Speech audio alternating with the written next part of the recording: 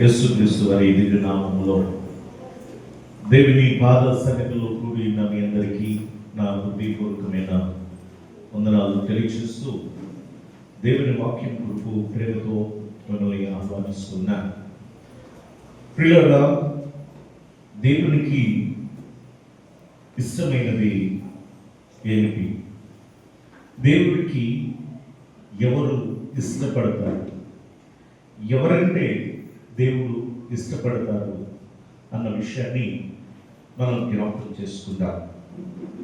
మనం హెబ్రీ పత్రిక 11వ అధ్యాయంలో 6వ వచనాన్ని ఒకసారి చదువుకుందాం. హెబ్రీ పత్రిక 11వ అధ్యాయము 6వ వచనం. విశ్వాసము లేకుండా దేవునికి ఇష్టడై ఉండుట అసాధ్యము. చాలండి, ఇక్కడ దేవునికి ఇష్టడుగా ఉండాలంటే ఏం కావాలట? విశ్వాసము కావాలి. విశ్వాసము అంటే ఏంటి? విశ్వాసము యొక్క శక్తి ఏ విధంగా ఉంది? బైబిల్లో అనేక విషయాలు మనం చూస్తాం. అసలు విశ్వాసం అంటే ఏంటి? విశ్వాసంగా ఉంటేనే మనము దేవునికి ఇష్టలుగా ఉంటామట. అవిశ్వాసులుగా ఉంటే దేవునికి ఇష్టలుగా ఉండము. మరి విశ్వాసం అంటే ఏమిటి? పౌలు భక్తుడు ఈ 11వ అధ్యాయం 1వ వచనంలో అంటాడు, విశ్వాసమున్నది నిరీక్షింపబడే వాటి యొక్క నిజ స్వరూపమును అదృశ్యమై ఉన్నవి అనుటకు రుజువునై ఉన్నది. రుజువు, విశ్వాసానికి రుజువేంటి అంటే అదృశ్యమై ఉన్నవి అని అనడానికి రుజువు. అంటే ఈ రోజున ఎవరైనా సరే నువ్వు దేవుని నమ్ముకో అని అన్నాం అనుకోండి, వాళ్ళు కొన్ని కారణాలు చెప్తారు. నా జీవితంలో ఏదైనా ఒక అద్భుతం జరిగితేనే నేను నమ్ముతాను, ఉద్యోగం వస్తేనే నేను దేవుని నమ్ముతాను, లేకపోతే నేను ఒక కోరిక కలిగి ఉన్నాను, ఆ కోరిక నెరవేరితేనే నేను దేవుని నమ్ముతాను. అంటే వారు నమ్మడానికి ఏదో ఒక కారణం ఉండాలి, ఏదో ఒక అద్భుతము జరగాలి. జరిగితేనే వారికి ఏం కలుగుతుందట? నమ్మకం కలుగుతుంది, విశ్వాసం కలుగుతుంది. కానీ ప్రియ దేవుని బిడ్డలారా, దేవుని బిడ్డలకు ఏది అదృశ్యమై ఉన్నదో ఆ అదృశ్యమై ఉన్నవి ఉన్నాయి అని చెప్పి నమ్మడమే దేవుని బిడ్డల యొక్క విశ్వాసం. పరలోకము మనం చూసామా? చూడలేదు. కానీ దేవుని వాక్యము ఉన్నది అని చెప్పినప్పుడు దానిని మనం నమ్మాలి. నరకము మనం చూడలేదు కదా, కానీ ఉన్నది అని దేవుని వాక్యం మనకి హెచ్చరిస్తుంది. అది చూసిన వారిని బట్టి మనకి వాక్యం తెలియజేస్తుంది. కాబట్టి మనం ఏం చేయాలి? నమ్మాలి. ఒకరోజు పాస్టర్ గారు వాక్యం ఎలా బోధిస్తూ ఉన్నారు. ఒక సువార్త ప్రకటిస్తూ ఒక ఇంటిలో దేవుని వాక్యం చెప్తుంటే ఆ చుట్టుపక్కల ఉన్న వాళ్ళందరూ కూడా ఆ వాక్యం వినడానికి వచ్చారట. అందులో ఒక అన్యుడు ఏం చేశాడంటే ఎలాగైనా తప్పు పట్టుకోవాలి ఈ వాక్యంలో అనుకున్నాడట. అనుకుని ఏం చేశాడంటే ఈ పాస్టర్ గారు వాక్యం చెప్తూ దేవుని నమ్మండి, నమ్మకపోతే నరకానికి వెళ్ళిపోతారు అని చెప్పి ప్రసంగం చేస్తుంటే ఆ యవనస్తుడు అన్నాడట, అయ్యా మీరు పాస్టర్ గారు బాగా వాక్యం చెప్తున్నారు, మీరు నమ్మితే పరలోకం వెళ్తారు, లేకపోతే నరకానికి వెళ్ళిపోతారు అంటున్నారు కదా, అసలు నరకం ఎక్కడ ఉందో చూపించండి అన్నాడట. అంటే ఈయన అన్నారట, నరకం అనేది చూపిస్తే అది కంటికి కనబడేది కాదు నైనా అంటే, లేదు నాకు చూపించండి అన్నాడట.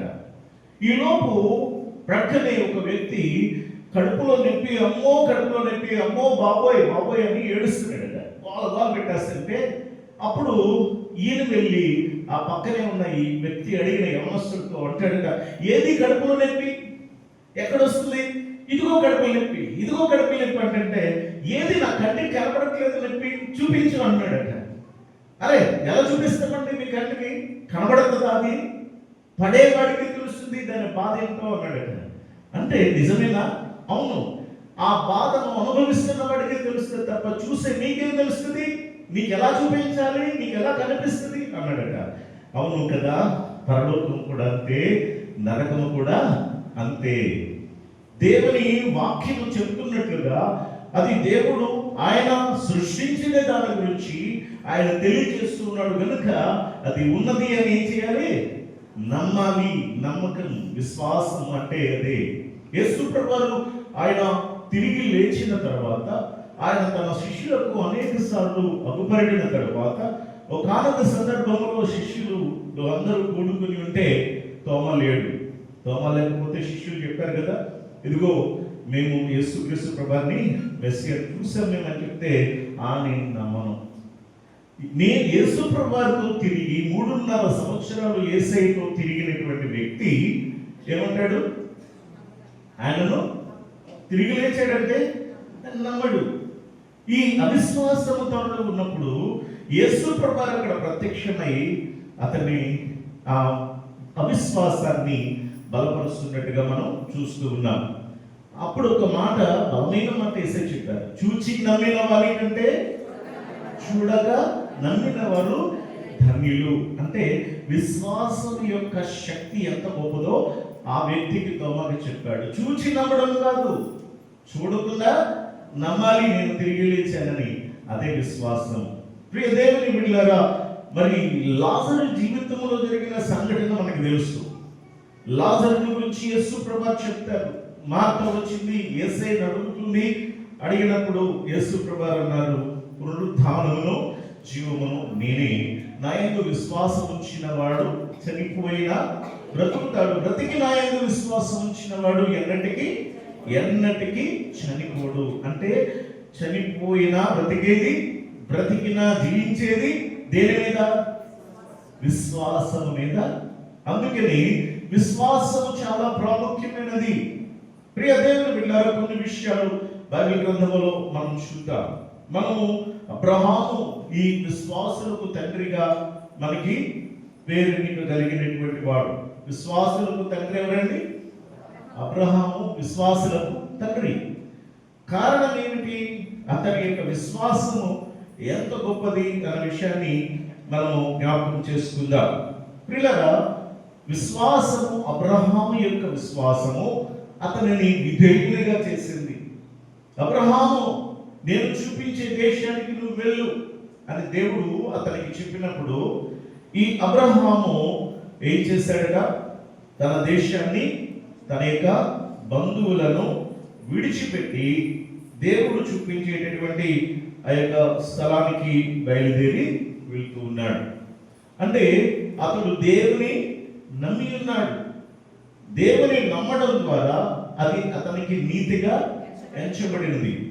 దేవుని నమ్మిన వ్యక్తి ఏం చేస్తున్నాడు? నమ్మిన ఈ వ్యక్తి ఏం చేస్తున్నాడు? తనకు దేవుని మీద ఉన్న విశ్వాసము తనని విధేయునిగా చేసింది. అంటే లోబడుతూ ఉన్నాడు, విధేయత చూపిస్తూ ఉన్నాడు. కాబట్టి ఈ దినాన గమనించండి, తన దేశాన్ని విడిచిపెట్టి కానీ, తన బంధువులను విడిచిపెట్టి కానీ అతడు బయటికి వెళ్ళడం అంటే ఇంపాసిబుల్. ఎందుకనంటే తన ప్రజలతో ఉన్నటువంటి బంధం, తన యొక్క కుటుంబ సభ్యులతో ఉన్నటువంటి అనుబంధం, ఆ ప్రేమ ఆప్యాయతలకు విడిచి ప్రియులారా వెళ్ళడం అనేది చాలా కష్టతరమైన విషయం. అయినా కానీ తన భార్య అయినటువంటి శారను తీసుకొని అతడు బయలుదేరి వెళ్తూ ఉన్నాడు. అందుకని ఇక్కడ మనం చూస్తే అబ్రహాము ఎక్కడికి వెళ్ళాలో కూడా తనకి తెలియదట. అబ్రహాము ఎక్కడికి వెళ్ళాలో కూడా తనకి తెలియదు. కానీ అబ్రహాము దేవుని యొక్క మాటకు ఏం చేశాడండి? లోబడి ఉన్నాడు. దేవుని మాటకు విధేయుడై ఉన్నాడు. అలా విధేయతకు కారణం ఏంటి అంటే అతనికి దేవుని మీద ఉన్న విశ్వాసము తనని విధేయునిగా చేసింది. ఈ రోజున విశ్వాసులమని మనం చెప్పుకోవడం కాదు. మేము విశ్వాసులమండి, మేము క్రైస్తవులమని చెప్పుకుంటే గొప్పతనం కాదు. ప్రియ దేవుని బిడ్డలారా, విశ్వాసానికి తగినటువంటి జీవితాన్ని మనం జీవించాలి. ఆ విశ్వాసానికి తగిన జీవితము ఎలా జీవించాలో భక్తుల నుండి దేవుడు మనకి నేర్పిస్తూ ఉన్నాడు. దేవుని యొక్క ఆ సేవకుడిగా ప్రియుల అబ్రహాము దేవునికి లోబడ్డాడు. ఎందుకు? దేవుని యందున్న తన విశ్వాసమును బట్టి విధేయుడిగా లోబడి తాను వెళ్తూ ఉన్నాడు. తన మార్గంలో, తన ప్రయాణంలో ఎన్నో ఆటంకాలు తనకి ఎదురయ్యాయి.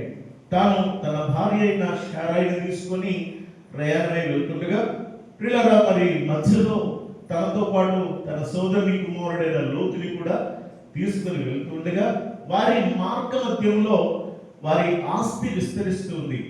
వారి ఆస్తి విస్తరిస్తుంది. అబ్రహాము గారికి పనివాళ్ళు ఉన్నారు, అలాగే లోతు గారికి కూడా పనివారు ఉన్నారు. అలాంటప్పుడు ఈ అబ్రహాము పనివారికి లోతు యొక్క పనివారికి కూడా ఏమైంది, మధ్యలో గొడవలు వచ్చాయి. ఈ గొడవలు వచ్చినప్పుడు ఈ అబ్రహాము ఆ లోతు గారిని పిలిచి, మనం బంధువులము, మన యొక్క పనివారు ఇలా కొట్టుకోవడం బాగలేదు, మనం ఇలా కాదు, నీకు నచ్చిన ప్రాంతానికి నువ్వు వెళ్ళు అని చెప్పినప్పుడు ఎంతో దేవుని తోటలా కనపడినటువంటి ఒక సొదొమ గొమొర్రా పట్టణానికి అతడు ఎంచుకొని వెళ్ళాడు, లోతు అనేటటువంటి వ్యక్తి. కానీ అబ్రహాము ఎంత జ్ఞానం కలిగి ప్రియులారా, సమస్యలు వచ్చినప్పుడు కూడా ఆ సమస్యలలో తన యొక్క ఎలాంటి విభేదాలు రాకూడదు అని ఆ సమస్యను జయించినటువంటి వ్యక్తిగా మనము చూస్తున్నాం. కాబట్టి తనకు దేవుని మీద ఉన్న విశ్వాసం విధేయునిగా చేసింది. రెండవదిగా తనకు దేవుని మీద ఉన్న విశ్వాసం దేవునితో నడిచేలా చేసింది, దేవునితో జీవించేలా చేసింది. తన మరణం వరకు కూడా దేవుని విడిచిపెట్టకుండా దేవుని వెంబడించినటువంటి వ్యక్తిగా తన విశ్వాసము ఆ విధంగా తనలో ఉంది. ప్రియ దేవుని పిల్లరా, మనం దేవుని మీద విశ్వాసం పెంచుకుంటే, మనం దేవునితో విశ్వాసం కలిగి జీవిస్తే మనం కూడా నిలబడగలం. మన మరణం వరకు కూడా, మన జీవితాంతం వరకు కూడా దేవునిలో జీవించగలం, దేవునితో నడవగలం. దేవునితో 300 ఏళ్ళు నడిచిన వ్యక్తి ఎవరో మనకి తెలుసు కదా, ఎవరట? హానోకు దేవునితో 300 ఏళ్ళు నడిచాడు. దేవుడు అతనిని తీసుకుని వెళ్ళిపోయాడు. కాబట్టి దేవునితో నడిచాడు ఈ అబ్రహాము. దేనిని బట్టి? దేవుని మీద తనకున్న విశ్వాసమును బట్టి. కాబట్టి ప్రియ దేవుని బిడ్డలారా, మనము దేవుని యందు విశ్వాసం కలిగి ఉంటే దేవునితో నడవగలము అన్న విషయాన్ని మీకు జ్ఞాపకం చేస్తున్నాను. మరి మూడవ విషయాన్ని మనము గమనిస్తున్నట్లయితే, ఈ విశ్వాసము త్యాగపూరితమైనదిగా తన జీవితాన్ని మార్చింది. తాను త్యాగం చేసేటటువంటి వ్యక్తిగా మారిపోయాడు. దేవుని మీద ఉన్న విశ్వాసము అతనికి దేవుని కంటే నాకు మరి ఏది ఎక్కువ కాదు అని అంత గొప్ప త్యాగము చేసే వ్యక్తిగా మారిపోయాడు. దేవుడు అన్నాడు కదా, నీకు ఒక్కగాని ఒక కుమారుణ్ణి నాకు ఇవ్వు అన్నాడు. మనకి తెలిసిందే అబ్రహాము యొక్క జీవితంలో ప్రియులారా, మరి 75 సంవత్సరాల వయస్సులో అబ్రహాముని దేవుడు పిలిచాడు. ఆ తర్వాత అతనికి దేవుడు మరి వాగ్దానం చేశాడు. ఆ వాగ్దానం నెరవేర్చబడడానికి ఎంతకాలం పట్టిందండి? 25 సంవత్సరాల కాలం పట్టింది. ఈ 25 సంవత్సరాలు కూడా అతడు నిరీక్షణతో కనిపెట్టాడు. దేవుడు ఇస్తానన్నాడు, ఇస్తాడు. మధ్యలో తొందరపడినటువంటి రిబకా యొక్క శారా గురించి మనకు తెలుసు. తొందరపడింది. తొందరపాటు వలన ఎన్ని నష్టాలు కొని తెచ్చుకుందో కూడా మనకు తెలుసు. కానీ ప్రియ దేవుని బిడ్డలారా, అబ్రహాము యొక్క విశ్వాసం ఎంత గొప్పదంటే, సహనము కలిగి, ఓర్పు కలిగి తను జీవించాడు. కనుకనే 100 సంవత్సరాల కాలంలో తను వాగ్దానాన్ని పొందుకున్నాడు, చక్కని కుమారుడిని పొందుకున్నాడు. ఇప్పుడు అది ఎంతో సంతోషాన్ని నింపింది అబ్రహాముకి. అది ఎంతో హృదయంలో ఆనందంతో నింపబడ్డాడు. లేక పుట్టినటువంటి కుమారుడు, వృద్ధాప్యంలో పుట్టినటువంటి కుమారుడు, ఆ కుమారుడిని చూసి మురిసిపోతూ ఉన్నాడు, ఆనందపడిపోతూ ఉన్నాడు. ఆ కుమారుడి మీద ఆశలన్నీ పెట్టుకున్నాడు. ఇంత ఆస్తి అంతా కూడా ఇంకా ఎవరికి బయట వాళ్ళకి వెళ్ళేది కాదు, కుమారుడివే కదా అనుకుంటూ మురిసిపోతూ తన భవిష్యత్తులో ఎన్ని ఆశలు, అన్ని ఆలోచనలు కలిగి ఉన్నాడు ఆ కుమారుడైన ఇస్సాకు మీద. అలా అరుముద్దుగా పెంచుకుంటున్నటువంటి కుమారుడు ఈ ఇస్సాకు జీవితం మనం గమనిస్తే, అలాంటి ఈ కుమారుడైన ఇస్సాకుని సడన్ గా దేవుడు ఏం చేశాడంటే, ఓ అబ్రహామా, నీకు ఒక్కగాని ఒక కుమారుడి నాకు దహన బలి ఇవ్వు అని దేవుడు అడుగుతున్నాడు. దహన బలిని ఇవ్వు అని దేవుడు అడుగుతుంటే ఇప్పుడు ఏం చేయాలి? మనమైతే మనం ఏం చేయగలము? ఏమండి, మనకి ఏది ముఖ్యం అనేది ఇక్కడ విశ్వాసం పరీక్షిస్తుంది మనల్ని. దేవుడు ఈ యొక్క అబ్రహాము విశ్వాసాన్ని పరీక్షిస్తున్నాడు దేవుడు. ఎందుకు? ఏ విధంగా అంటే తన కొడుకు ముఖ్యమా, నేను ముఖ్యమా? ఎవరికి ఇంపార్టెన్స్ ఇస్తాడు? నేను పిలవగానే నా మాటకు లోబడి తన దేశాన్ని విడిచిపెట్టాడు. నేను పిలవగానే తన బంధువులను విడిచిపెట్టి నేను చూపించే దేశానికి ప్రయాణమయ్యాడు. అలాంటి ఈ వ్యక్తి ఇప్పుడు అభివృద్ధిలోనికి వస్తూ ఉన్నాడు. అభివృద్ధిలోనికి వస్తూ ఉండగా సడన్ గా ఇప్పుడు కనుక నన్ను నమ్ముకొని ఉండిపోతాడా, లేకపోతే నన్ను విడిచిపెడతాడా? ఏది ముఖ్యం, దేనికి ఇంపార్టెన్స్ ఇస్తాడు ఇప్పుడు అని దేవుడు ఆలోచన చేసి, నీ ఒక్కగాని ఒక కుమారుడు నాకు దహన బలిచ్చి అంటున్నాడు. ప్రియ దేవుని బిడ్డలారా, ఏది ఎక్కువ ప్రేమిస్తామో అదే దేవుడు అడుగుతున్నట్టుగా మనం చూస్తూ ఉన్నాం. గమనిస్తూ ఉన్నారా ప్రియ దేవుని బిడ్డలారా? తన దగ్గర ఎన్ని పశువులు లేవు, ఆ పశువులు విస్తారమైన పశువులు ఉన్నాయి, అదే ఆస్తి. ఆ పశువులలో ఏదైనా సరే దేవుడు అడగొచ్చు, ఎన్ని కావాలన్నా ఇస్తాడు. కానీ కొడుకుని కావాలంటే ఇవ్వడం సాధ్యమా? ఇప్పుడు కొడుకుని దేవుడు అడుగుతూ ఉన్నాడు, నీ దహన బలిగా ఇదిగో నీ కుమారుని నాకు ఇవ్వు. ఒక్కగా ఒక కుమారుణ్ణి బయలుదేరాడు. ప్రియ దేవుని బిడ్డలారా, అతడు మరి ఆ మోరియా పర్వతానికి, ఆ మోరియా దేశానికి బయలుదేరి ఆ పర్వతానికి వెళ్తున్నాడు ఈ అబ్రహాం. చూస్తే ప్రియులారా, ఆ కుమారుణ్ణి తీసుకొని కట్టెలు తీసుకున్నాడు, ఆ యొక్క కత్తిని తీసుకున్నాడు, తన కుమారుణ్ణి తీసుకొని పనివారిని తీసుకొని బయలుదేరి వెళ్తున్నాడు. ఇప్పుడు వెళ్తూ ఉన్నటువంటి వ్యక్తి హృదయంలో ఎన్ని ఆలోచనలు నుండి ఉండవచ్చు,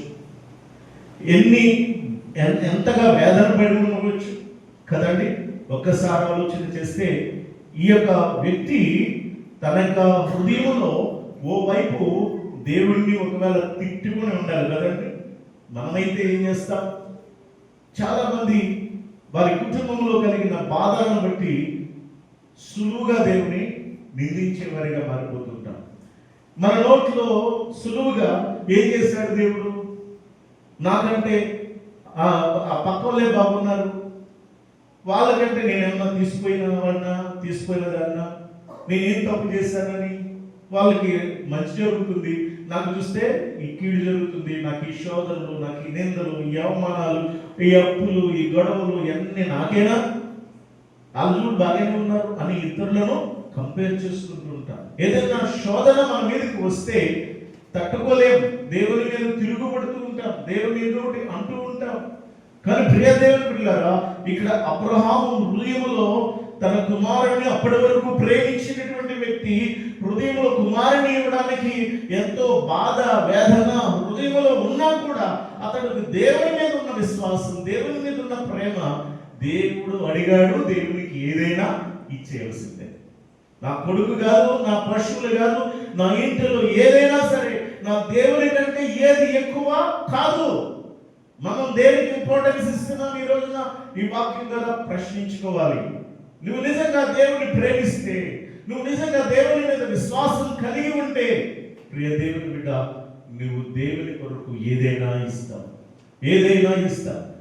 ఏది అడిగినా దేవుడు ఏది అడిగినా ఇవ్వగలిగేదే విశ్వాసం. అందుకే అంటాడు తన శిష్యులకు, యేసు ప్రభువా, నా నిమిత్తము తండ్రినైనను, తల్లినైనను, అన్నదమ్ములనైనను, అక్క చెల్లెళ్ళనైనను, ఇంటినైనను పోగొట్టుకుంటే, నా నిమిత్తం పోగొట్టుకుంటే దేవుని పరలోక రాజ్యంలో ఊరంతా పాలు పొందుకుంటాము.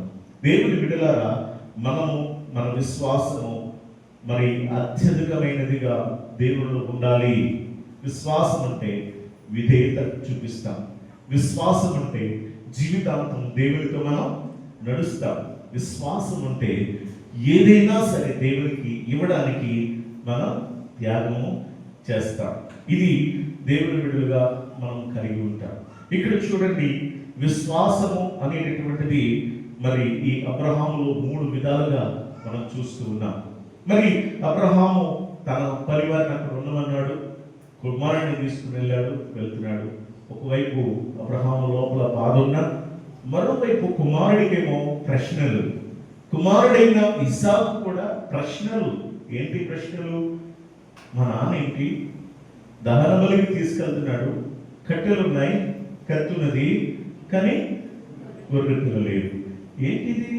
ఒక ప్రశ్నతో సతమతమైపోతూ ఉన్నాడు చిన్నవాడు. కానీ ప్రియులారా, ఆ తండ్రిని అడుగుతున్నాడు, ఏది గొర్రె పిల్ల అంటే ఆయన అన్నాడు, దేవుడే చూసుకుంటాడు, యెహోవా ఈరే, ఆయనే చూసుకుంటాడు, నువ్వురా నన్ను వెంబడించు, ఆయనే చూసుకుంటాడు. ఆ విధంగా వెళ్ళిన తర్వాత, ఆ కట్టెలు పేర్చిన తర్వాత కుమారుడైన ఇస్సాకు కూడా ప్రియులారా ఆ సమయంలో ఎంత వేదన పడి ఉండొచ్చండి. ఆ మాత్రం అర్థమవుదా? మరి అంత చిన్నపిల్లవాడా కాదు కదా. కట్టెల మీద పేరుస్తుంటే అప్పుడు అనుకుంటుండొచ్చు, ఓహో ఈ గొర్రె పిల్ల తీసుకుని రాకుండా నన్ను తీసుకొచ్చాడు అంటే, ఈ కట్టెల మీద నన్ను పేరుస్తూ ఉన్నాడు అంటే ఇక నన్ను దేవునికి ఇచ్చేయడానికి. అతను కూడా ఏం చేశాడు? తిరగబడలేదు. ప్రియ దేవుని బిడ్డలారా గమనించండి, మరి ఈ తండ్రి ఏ విధంగా విశ్వాసము కలిగి ఉన్నాడో, కుమారుడైనటువంటి ఈ ఇస్సాకు కూడా విశ్వాసము కలిగి దేవునిలో ఉన్నారు కనుక దేవుని కొరకు ఇద్దరు కూడా దేవుని కొరకు అర్పితం అవడానికి ఇష్టపడిన జీవితాన్ని మనం చూస్తూ ఉన్నాం. కాబట్టి మనం విశ్వాసము అనేది ఎన్ని విధాలుగా మనకు ఉంటుందో మనం పరిశీలన చేస్తున్నట్లయితే, ప్రియులారా స్వస్థత సంబంధమైనటువంటి విశ్వాసం, ఇది స్వస్థత సంబంధమైన విశ్వాసం అండి. అబ్రహాము గురించి మనం చెప్పుకున్నాం ఎన్ని అంశాలు? 3. విశ్వాసాన్ని బట్టి ఏం చేశాడు? లోబడ్డాడు, విధేయత చూపించాడు. విశ్వాసం బట్టి ఏం చేశాడు? చెప్పండి. జీవితాంతం దేవునితో నడిచాడు. విశ్వాసం బట్టి ఏం చేశాడు? త్యాగం చేశాడు. అంటే తన కుమారుడిని కూడా దేవునికి ఇచ్చేయడానికి ఇష్టపడ్డాడు. ఇది విశ్వాసము అతనిలో మనం చూస్తున్నాం. ఇది స్వస్థత కొరకు సంబంధించినటువంటి విశ్వాసము కొందరిలో మనం చూస్తాం. అదేమిటి? మన జీవితంలో ఏదైనా అనారోగ్య పరిస్థితి ఉన్నప్పుడు మనం ఏం చేస్తామండి? చెప్పండి, ఏం చేస్తాం? ప్రార్థన చేస్తాం. సాధారణంగా ఎక్కువగా ఎవరినైనా కోరుకునేది ఏం కోరుకుంటామంటే, ఎవరినైనా చాలా సింపుల్ గా మన నోట వచ్చే మొదటి పదం ఏంటంటే, ఏమంటే మా కోసం ప్రార్థన చేయండి. మా అబ్బాయి లేకపోతే మా అమ్మాయి, మా ఇంట్లో వాళ్ళు అనారోగ్యంతో బాధపడుతున్నారు, వారి కోసం ప్రార్థన చేయండి అని మనం ఏం చేస్తామంటే చాలా సింపుల్ గా ఎదుటి వాళ్ళకి చెప్తాం, కానీ మనమే ప్రార్థన చేసుకోం. కానీ మనం ప్రార్థన ఎవరైనా సరే మనం కోరుకునే కంటే ముందుగా మనం ఏం చేయాలండి? మన స్వస్థత కొరకు, మన అవసరతల కొరకు దేవునికి మనము ప్రార్థించాలి. ప్రార్థించేటప్పుడు ఎలాంటి ప్రార్థన చేయాలి? విశ్వాసంతో కూడిన ప్రార్థన చేయాలి. పొంది ఉన్నాము అనేటటువంటి విశ్వాసంతో కూడిన ప్రార్థన మనం చేస్తే మనం స్వస్థత పొందుతాము. ఒక సహోదరి ఈ కొండను వెళ్ళి సముద్రంలో పడమంటే పడుతుంది, ఆవగింజంత విశ్వాసం ఉంటే అని చెప్పి పాస్టర్ గారు వాక్యం చెప్తుంటే విన్నదట. వినేం చేస్తుందంటే తన ఇంట్లోకి వెళ్ళి పెంట కుప్పంట ఆమె ఇంటి ప్రక్కన ఉందట. ఆమె ప్రార్థన చేస్తా ఉంది. ఏమని? మోకరించి కిటికీ దగ్గర, ప్రభా ఆవగింజంత విశ్వాసం ఉంటే ఈ కొండని సముద్రంలో పడమంటే పడుతుందన్నావు కదా, ఈ పెంట కుప్ప ఆ పక్కింట్లోకి వెళ్ళి పడాలని కోరుకుందంట. ప్రార్థన చేస్తుంది, మళ్ళీ లేచి చూస్తుంది, కిటికీ తెరిచి చూస్తే ఆ పెంట కుప్ప అక్కడే ఉంది. మళ్ళా మోకరించిందట, మళ్ళా కిటికీ దగ్గర మోకరించి మళ్ళా ప్రార్థన చేసి మళ్ళీ కళ్ళు తెరిచి చూస్తే అది అక్కడే ఉందట. సరే, 3వసారి మళ్ళీ మోకరించింది, మళ్ళీ ప్రార్థన చేస్తుంది, ప్రభా నాయనా ఈ కొండను ఇల్లు సముద్రంలో ఇది కూడా అలాగే పడుకోవాలి ప్రభా అని ప్రార్థన చేస్తుంది. మళ్ళీ 3వసారి తెరిచి చూస్తే అది అక్కడ ఇక్కడ వేసిపోయింది. నాకు ముందే తెలుసులే ఇది వెళ్ళదండి అంటుందండి. ఏమంటుందండి? నాకు ముందే తెలుసులే ఇది వెళ్ళదని. మరి తెలిసినప్పుడు ఎందుకు ప్రార్థన చేయడం? అది వెళ్ళదని ముందే తెలుసక, కానీ ప్రార్థన మాత్రం ఏం చేసింది అంటే ఇదేటువంటి ప్రార్థన ఒక అలవాటుతో కూడిన ప్రార్థన. ప్రియ దేవుని బిడ్డలారా, మనం కూడా చాలాసార్లు ప్రార్థిస్తాం, కానీ అలవాటుతో కూడిన ప్రార్థనలు చేస్తాం. నిజమైనటువంటి విశ్వాసంతో మనం ప్రార్థిస్తే దేవుని యొక్క కార్యాలు మనము చూస్తాం. మార్కు సువార్త 10వ అధ్యాయము 52వ వచనం ఒకసారి చదువుకుందాం. మార్కు సువార్త 10వ అధ్యాయము 52వ వచనం. అందుకు యేసు, నువ్వు వెళ్ళుము, నీ విశ్వాసమే నిన్ను స్వస్థపరచును. చూసారా, మనకి స్వస్థత ఎవరి విశ్వాసాన్ని బట్టి స్వస్థత వస్తుంది? ఎవరి విశ్వాసాన్ని బట్టి? ఒక్కరి విశ్వాసం ద్వారానే వస్తుందా? ఇప్పుడు నేనున్నాను అనుకోండి, నా బిడ్డ కోసం నేను ప్రార్థిస్తే నా బిడ్డకి స్వస్థత వస్తుంది. ఎవరి విశ్వాసాన్ని బట్టి? నా విశ్వాసాన్ని బట్టి నా బిడ్డకి స్వస్థత వస్తుంది. అర్థమైందండి? అలాగే మనం ఎవరి కోసమైనా ప్రార్థించినప్పుడు మన విశ్వాసాన్ని బట్టి వారి జీవితాల్లో దేవుడు కార్యం చేస్తాడు. అంటే వ్యక్తిగతమైనటువంటి విశ్వాసాన్ని బట్టి వ్యక్తిగతంగా దేవుడు అద్భుతాలు చేస్తాడు. రెండవది, మనము మన ఇంట్లో వారి కోసం ప్రార్థించినప్పుడు మన విశ్వాసాన్ని బట్టి మన యొక్క గృహంలో ఉన్న వ్యక్తుల జీవితాల్లో దేవుడు స్వస్థత కార్యాలు చేస్తాడు. ఆ విధంగా మనము అనేక సందర్భాలు మనం గమనిస్తాం. మత్తయి సువార్త 15వ అధ్యాయం 21 చదవదు కానీ అందులో ఒక కనాను స్త్రీ కనిపిస్తుంది. ఆమె కుమార్తె దయ్యము బట్టి బహు బాధపడుతుందట. ఆ దయ్యము బట్టి బాధపడుతుంటే ఆమె యేసుక్రీస్తు ప్రభువు దగ్గరికి వచ్చింది, మొరపెట్టుకుంది, దావీదు కుమారుడా కరుణించు, నా కుమార్తె దయ్యము బట్టి బహు బాధపడుతుంది అని కేకలు పెట్టింది. ఆమె విశ్వాసాన్ని బట్టి ఏం చేశాడు ప్రభువు అంటే అక్కడ 3 సంఘటనలు జరిగాయి. ఒకటి, వేడుకుంటుంటే పట్టించుకోలేదు. రెండవసారి యేసుక్రీస్తు ప్రభువు ఆమె ఇశ్రాయేలీయులై నశించిపోతున్న వారి దగ్గరికి నేను పంపబడ్డాను కానీ మరి ఎవరి దగ్గరికి కాదన్నారు. అంటే ధృవీకరించినట్టే కదా. అయినా కూడా ఏం చేసింది? ప్రార్థన చేసింది. మరలా 3వసారి ఏం చేస్తుందో తెలుసా? ఆ యేసుక్రీస్తు ప్రభువు అన్నారు, ఇదిగో పిల్లల రొట్టె తీసుకుని కుక్క పిల్లలకు వేయట యుక్తం కాదన్నారు. అనగానే నిజమే ప్రభువా, కుక్క పిల్లలు కూడా తమ యజమానుల బల్ల మీద నుండి కూడా ముక్కలు తింటాయి కదా. అంటే ఆమె దృఢమైన విశ్వాసం ఎంతగా ఉందంటే, ఈయన ఎలాగైనా సరే నా కుమార్తెను బాగు చేయగలిగిన వాడు ఈయన తప్ప ఇంకెవరు లేరు, ఈయనే బాగు చేస్తాడు. కాబట్టి ఆయన చీయన్నా పర్వాలేదు, ఆయన తిట్టినా పర్వాలేదు, ఆయన కొట్టినా పర్వాలేదు, ఆయన నన్ను అవమానించినా పర్వాలేదు, భరించింది, ఓర్చుకున్నది. కాబట్టి ప్రియులారా, ఆమె ప్రతి దానికి సమాధానం చెప్పింది. అందుకని ప్రభువు అన్నారు, అమ్మా నీ విశ్వాసము గొప్పది, నీవు కోరినట్టే అవునుగాక. ఆ తల్లి యొక్క విశ్వాసాన్ని బట్టి కుమారుని యొక్క జీవితంలో కుమార్తెకు ఆ దయ్యము దేవుడు పోగొట్టినాడు. ఇటు చూడండి అమ్మా, అటు చూడకండి, ఇటు చూడండి, గమనించండి దయచేసి. వాక్యాన్ని మనం ఒకసారి ఆలోచించిద్దాం. అబ్రహాము విశ్వాసం 3 విధాలుగా మనం చూసుకున్నాము. ప్రియులారా, స్వస్థత సంబంధమైన విశ్వాసం అంటే మన జీవితాల్లో స్వస్థతలు కావాలంటే ఏం చేయాలి? విశ్వాసం ఉంచాలి. విశ్వాసంతో కూడి ప్రార్థన చేయాలి.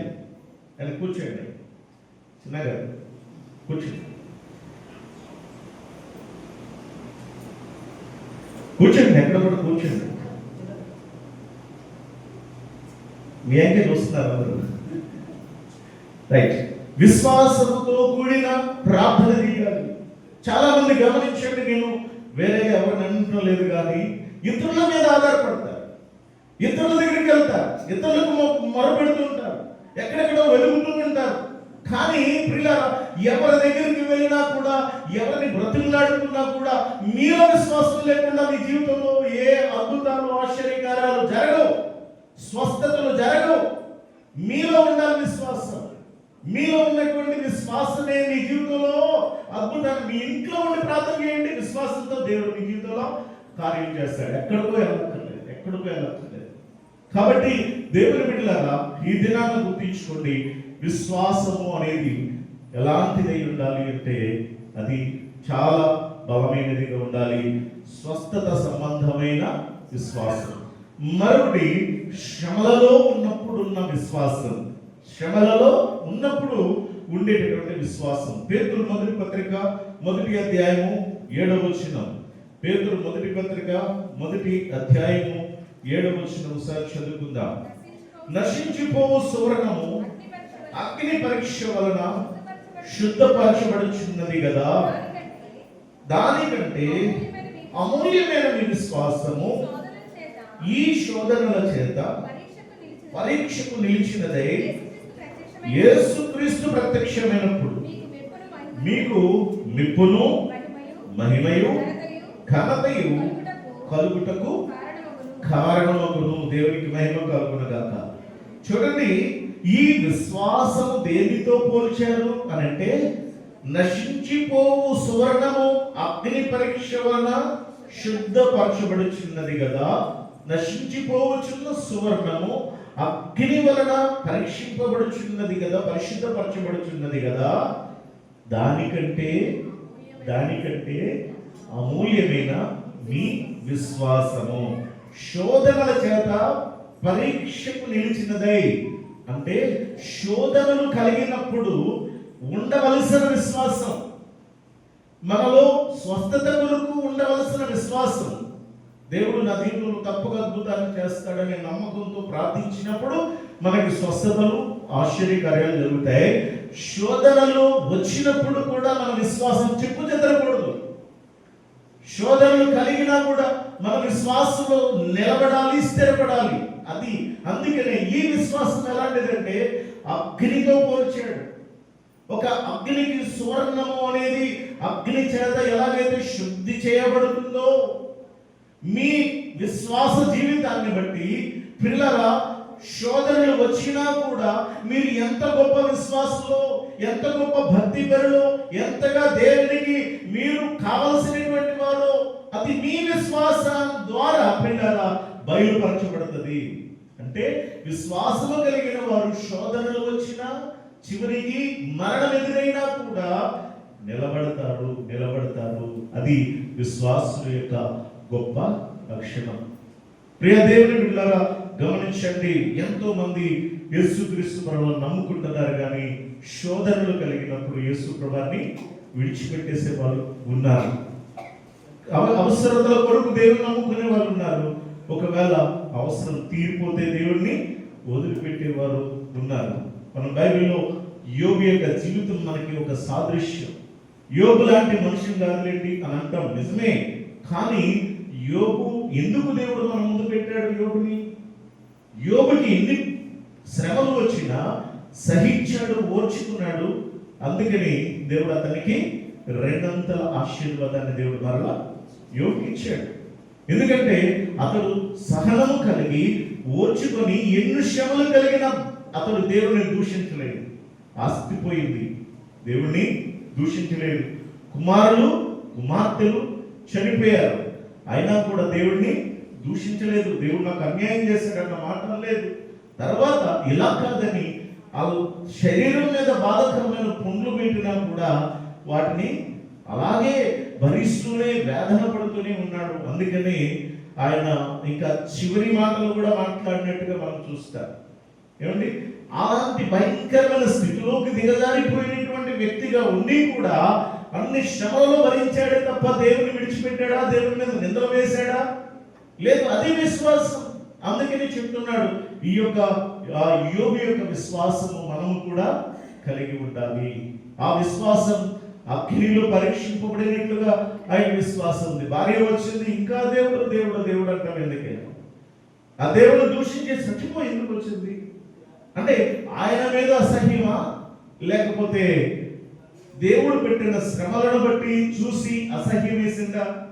ఎందుకు ఆ మాట మాట్లాడింది అంటే అది మరొక సాక్షి మనం ఆలోచన చేసుకోవచ్చు.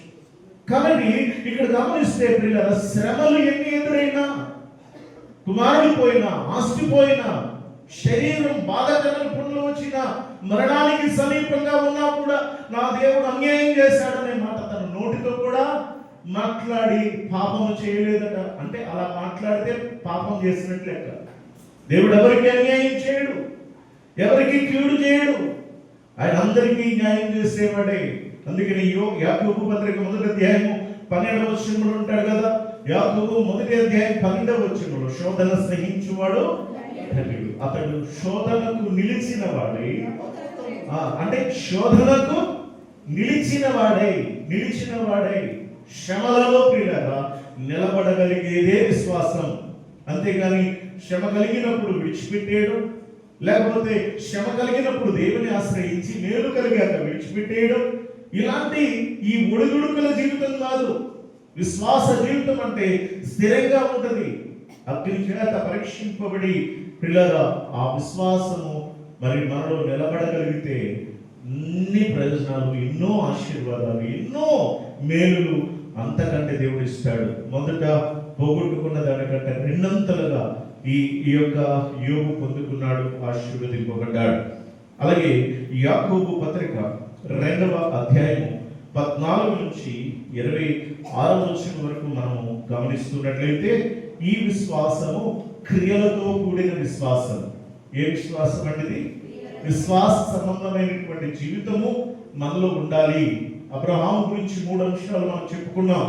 అదే రీతిగా స్వస్థత కొరకై మనకు ఉండవలసిన విశ్వాసం.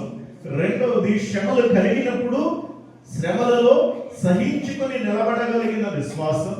మూడవదిగా మనం గమనిస్తే క్రియలతో కూడిన విశ్వాసం. ఈ క్రియలతో కూడినటువంటి విశ్వాసం అనేది చాలా ప్రాముఖ్యం. చూడండి, క్రియలు అనేవి ఎలా ఉంటాయంటే మొదటి అధ్యాయం 11వ అధ్యాయం 1వ వచనం నుండి హెబ్రీ పత్రికలో చూస్తారు. వారు క్రియలలో చూపించారు. విశ్వాసాన్ని ఎలా చూపించారండి? నేను దేవుడు నమ్ముకున్నానండి, ఆయన అంటే నాకు చాలా ఇష్టమంటే సరిపోదు.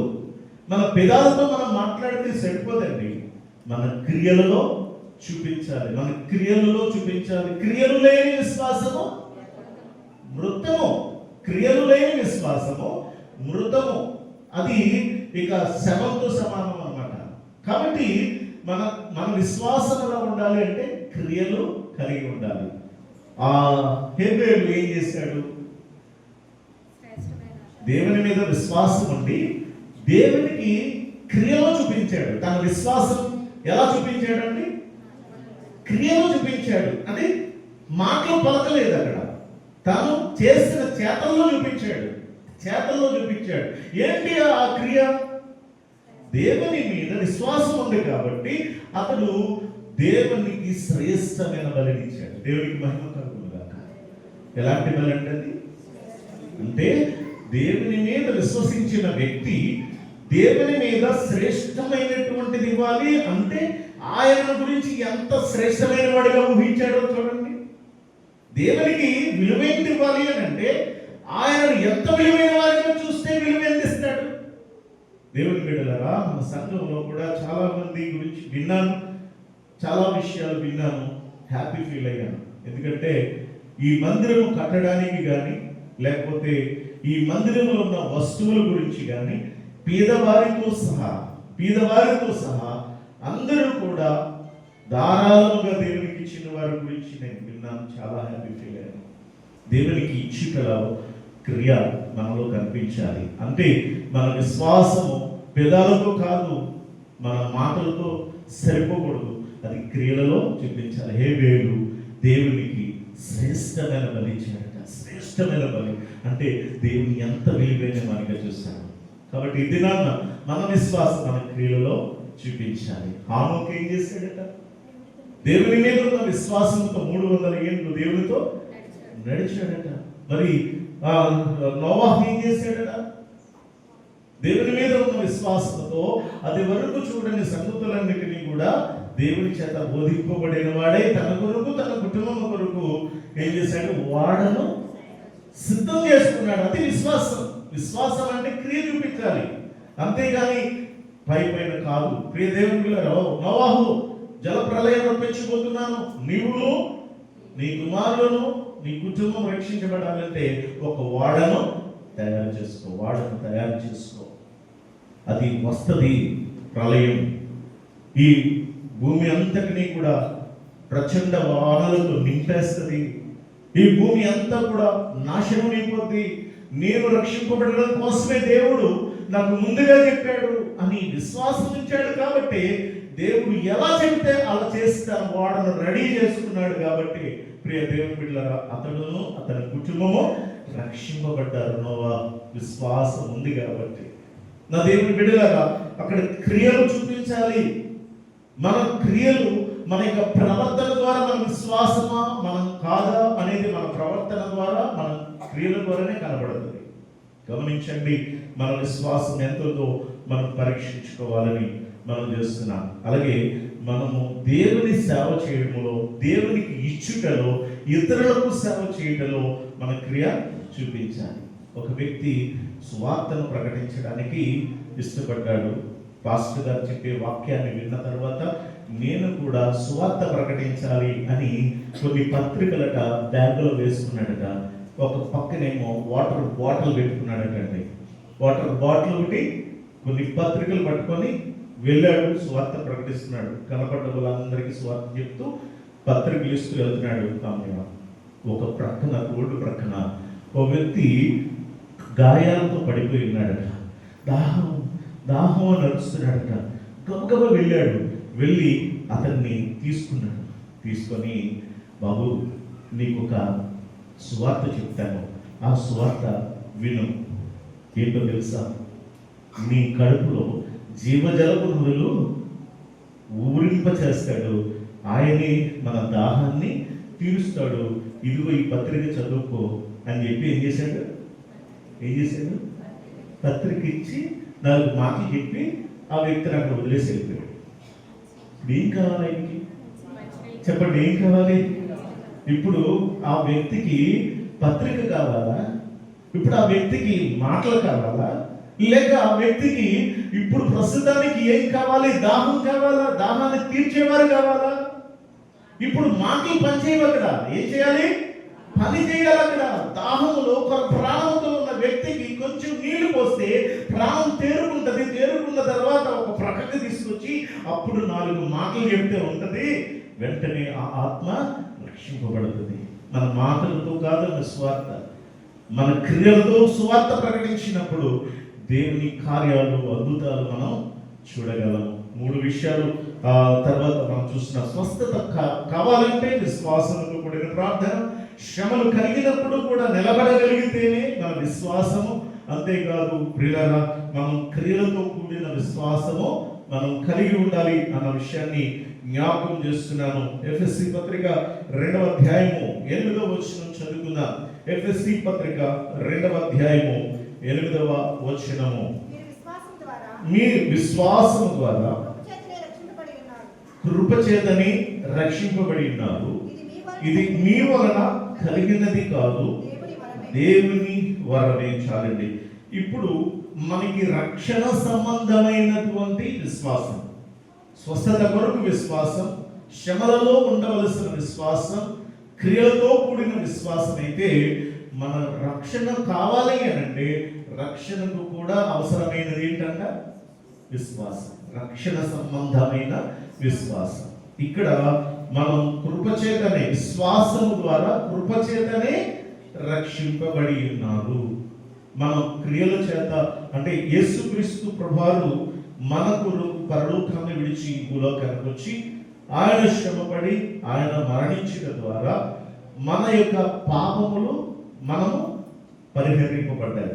ఇప్పుడు ఒక్క విషయాన్ని గమనించండి.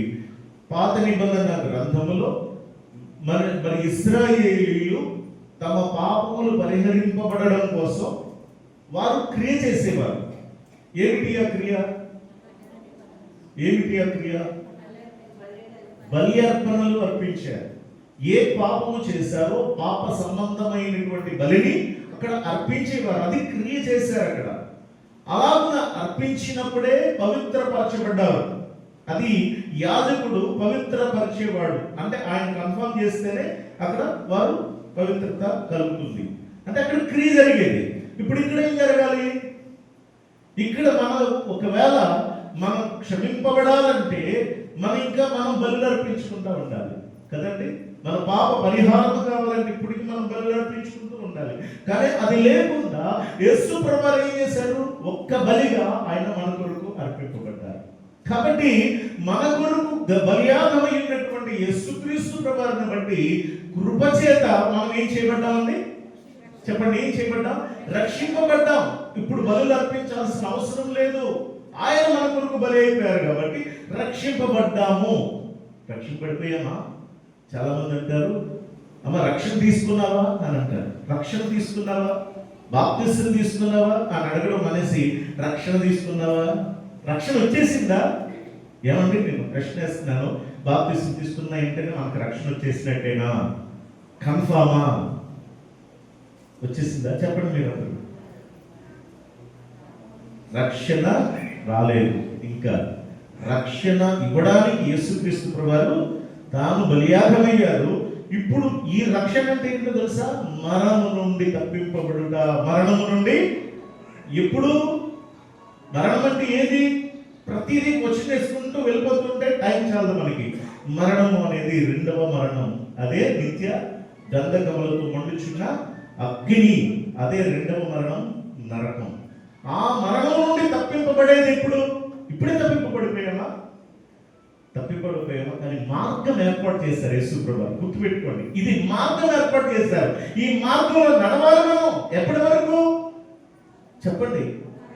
మరణం వరకు. మన మరణం వరకు, లేదా ఆయన రాకడ వరకు మనం ఈ మార్గంలో, ఈ రక్షణ మార్గంలో నడుస్తూ ఉండాలి. మధ్యలో తప్పిపోతే మనం రక్షణ పొందుతామా? వెళ్ళిపోతామా? పరలోకానికి వెళ్ళం. ఈ మార్గంలోనే ఎన్ని శ్రమలు వచ్చినా, ఎన్ని నష్టాలు వచ్చినా భరిస్తూ ఓర్చుకుంటూ ఈ మార్గంలో చివరి వరకు చేస్తేనే మనము ఆ రక్షణ పొందుకుంటాం. రక్షణ మార్గం మాత్రం యేసయ్య ఏర్పాటు చేశారు ఆయన బలియాగం ద్వారా. అందుకే ఈ రోజున మనకి రక్షణ కావాలంటే విశ్వాసము అవసరం. ఏదండి? క్రియ చేయ అవసరం లేదు, బలి అవసరం లేదు. ఏం చేయాలి? విశ్వాసం. అందుకని మరి మన దేవుడు లోకమును ఎంతో ప్రేమించాడు, కాగా తన అద్వితీయ కుమారుని యందు విశ్వాసముంచు ప్రతివాడు నశింపక నిత్య జీవం పొందినట్లు ఆయనను మన కొరకు అనుగ్రహించాడు. అంటే విశ్వసించు ప్రతివాడు రక్షణ పొందుకుంటామంటే, రక్షణలోనికి మనం అడుగు పెట్టాము. మనం పరలోకానికి చేరుకోవాలంటే మన మరణం వరకు మనం నమ్మకంగా ఉంటూ ప్రియులారా విశ్వాస జీవితాన్ని కొనసాగిస్తేనే మనం నిత్యమైన రాజ్యాన్ని స్వతంత్రించుకుంటాం. కాబట్టి విశ్వాసంగా ఉన్నామా లేదా? మన విశ్వాసం తగ్గిపోతుందా? దేవుని మీద ఉన్న మన భక్తి తగ్గిపోతుందా? ఒక్కసారి పరీక్షించుకోవాలి. విశ్వాసం లేకుండా దేవునికి ఇష్టడై ఉండట అసాధ్యం. అబ్రహాము దేవునికి ఇష్టడై ఉన్నాడు. కారణం ఏంటి? తనకున్న విశ్వాసం. మరి విశ్వాసం ఉన్న వ్యక్తి ఏం చేశాడు? లోబడ్డాడు. విశ్వాసం ఉన్న వ్యక్తి ఏం చేశాడు? జీవితాంతో దేవుడు వెంబడించాడు. విశ్వాసం ఉన్న వ్యక్తి ఏం చేశాడు? త్యాగం చేశాడు. కుమారుడిని త్యాగం చేయడానికి ఇష్టపడిపోయాడు. మరి మన విశ్వాసం ఏమిస్తున్నాం? దేవునికి ఏమిస్తున్నాం? దేవుడు ఎలా ఉన్నాం? కాబట్టి ప్రియ దేవుని పిల్లరా, మరి విశ్వాసము అనేది ఎంత ప్రాముఖ్యమైనదో ప్రతి మాట మన హృదయంలో బదిలిపెట్టుకొని దేవునిలో మనం ఎదిగి ఫలించాలి. ఆయన రాకడ సమీపంగా ఉన్నదని ఈ మాటలు మీకు జ్ఞాపకం చేస్తూ ప్రతిరోజు కూడా దేవా నాలో విశ్వాసాన్ని నింపండి. ప్రతి దినము నా స్వస్థత విషయంలో కానీ, శ్రమలు కలిగినప్పుడు నీలో నిలబడడానికి కానీ, క్రియలతో కూడి నేను నా విశ్వాసాన్ని కనపరచుటకు నాలో విశ్వాసాన్ని నింపండి ప్రభావాన్ని ప్రార్థన చేద్దాం. తల ఉంచండి, కళ్ళు మూసుకోనండి, చిన్న ప్రార్థన చేద్దాం. విన్న మాటలు జ్ఞాపకం చేసుకుని ప్రార్థించుదాం. ప్రియ తల్లి, సోదరుడా, ఒక్కసారి మనల్ని మనం పరిశీలించుకుందాం. అబ్రహాము విశ్వాసులకు తండ్రి ఎలా అయ్యాడు? చాలా కష్టమైన విషయం. తన దేశాన్ని, తన ప్రజలను విడిచి వెళ్ళడం చాలా కష్టం. అయినా కూడా తాను విడిచిపెట్టాడు. దేవునికి ఎంత ఇంపార్టెన్స్ ఇస్తున్నాడు. తల్లి, ఎన్నో పనులు నీకు ఉండొచ్చు, కానీ దేవునికి ఇవ్వాల్సిన సమయాన్ని దేవునికి ఇవ్వగలవా? దేవుని పని చేయడానికి సమయాన్ని వెచ్చించగలవా? దేవుడు ఎక్కడికి వెళ్ళమంటే ఎక్కడికి వెళ్ళగలమా?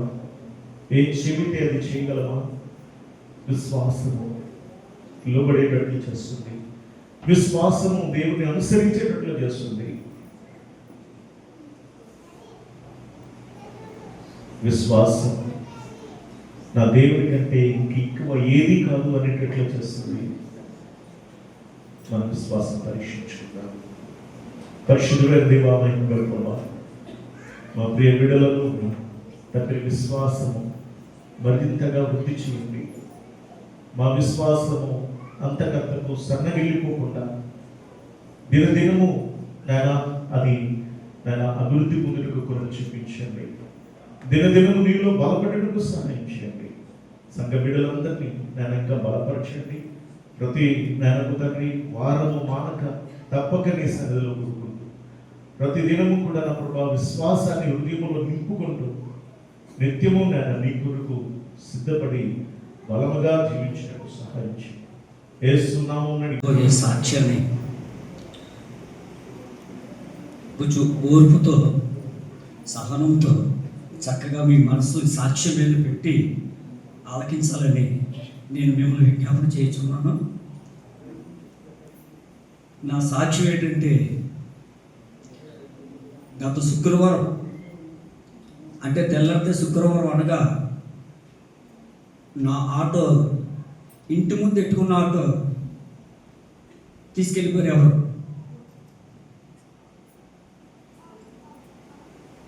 ఆ ఆటో ఎలా కొన్నానంటే,